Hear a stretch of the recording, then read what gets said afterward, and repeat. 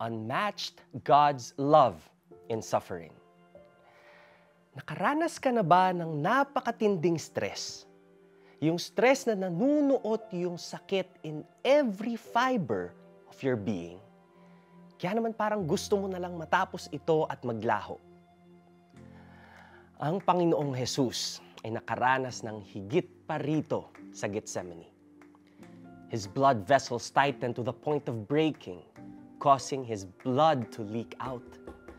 Pinagpawisan siya ng dugo the night before he was crucified because of his extreme stress and anguish. Pamilyar ang marami sa karumal-dumal na pisikal na kalbaryo ni Jesus sa pagkapako niya sa krus.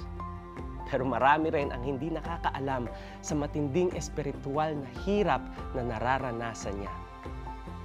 As sinners, it's impossible for us to understand this pain. Anong mararamdaman mo kung alam mong kailangan mong pagdaanan ang lahat ng klase ng pagdurusa?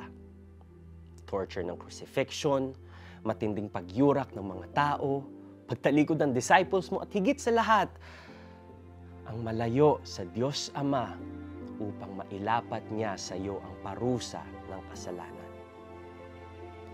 Noong si Jesus ay pinako sa krus, ang ating mga kasalanan ay inako niya. Sa paraang ito, nabayaran ni Kristo ang bunga ng kasalanan, kamatayan. Jesus paid the price of our sin by giving His precious life. And now, we have access to Christ's righteousness through faith. Because of this, we too can stand before God anytime. That's how much God loves us. He did everything, including giving us His only Son for us to enjoy eternity with Him. Kung ganito ang love ni God sa atin, dapat lang na tumalikod tayo sa ating kasalanan at mabuhay ng para sa Kanya lamang araw-araw. Let's pray. Lord, as I remember Jesus' sacrifice on the cross, shape me into who you want me to be. I yield my pains to you, for your love surpasses all. In Jesus' name I pray. Amen. Now, write about God's love for you, including all the verses that support what you wrote.